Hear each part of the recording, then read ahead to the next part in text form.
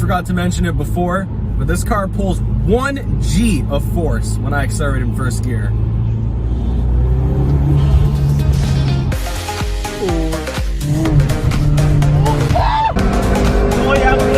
This is actually a base model Lancer. So today, I'm going to be talking about my Evo 10 mod list. Now, I know what you're thinking. Steven, I don't care. Well, guess what? You clicked on this video, not me. Anyways, so for those of you that do care, I'm gonna be taking the time to run over all the performance, aesthetic, and suspension mods that I have on this car. If anybody is interested, I will be trying to leave a full list in the description of all the mods in case you're curious where I bought them from, or somebody bought them from, or if you want to buy them. I'm gonna start with the power modifications I have on this car, and then we're gonna head over to suspension, and then aesthetic / interior. Let's go. So since most of the power mods are in the engine bay, let's start over here with this big intake. Oh, that's hot. All right, next, what do we have? We have also what's going to help tie this all together is going to be this Grimspeed 3-port boost controller.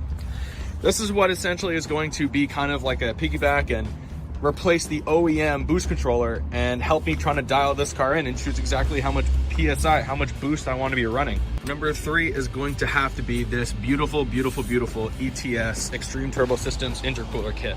So what is on this car? This is black powder coated. This is, I think, 2.5 inches all the way, the entire charge side, all the way into this 4-inch intercooler. This thing is huge. And in case you don't believe me, I'll show you just how huge it is. Look at that. That is all intercooler. That is big. Look at those welds. No, we don't need this.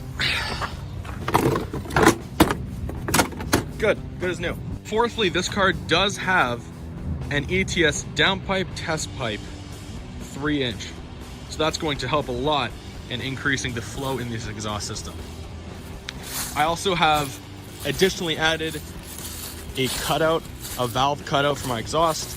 Doesn't sound too great, and I kind of hit a bump and it got scrapped off the car, so that's been a fun ride. Another performance mod that this car has that I didn't mention is that it's also been tuned by EB Tuning for 25 PSI. So you might be wondering, how much power do all of these performance mods add? It's really cool to have them, but what's the benefit? Well, this car makes 292 crank horsepower at the stock Mitsubishi dealership.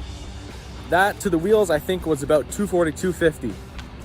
That's on roughly 20 to 21 PSI, and that's tapering off to 16 at redline.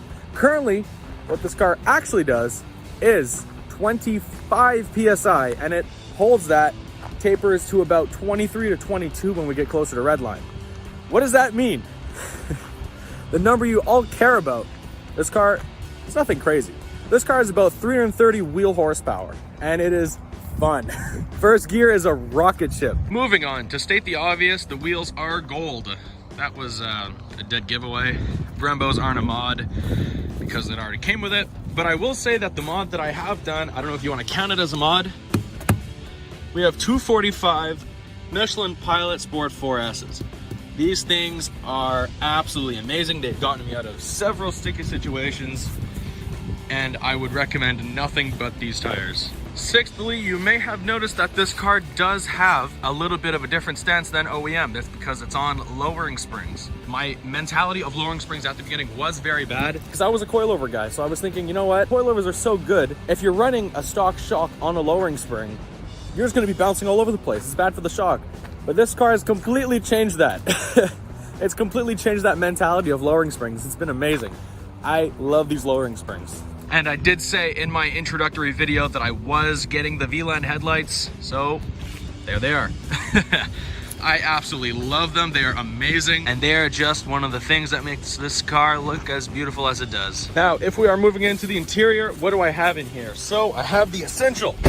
Firstly, boost gauge, AFR. If you don't have these, why are you driving a car? Furthermore, I do have this sprint booster. I took it directly off of my Lancer GTS, and I would strongly recommend you guys get it if you're looking for something that modifies your throttle position. And perhaps my favorite modification to my interior has been this 8-inch Android screen. It is so beautiful, and it's great for looking at specs of my car as I'm driving.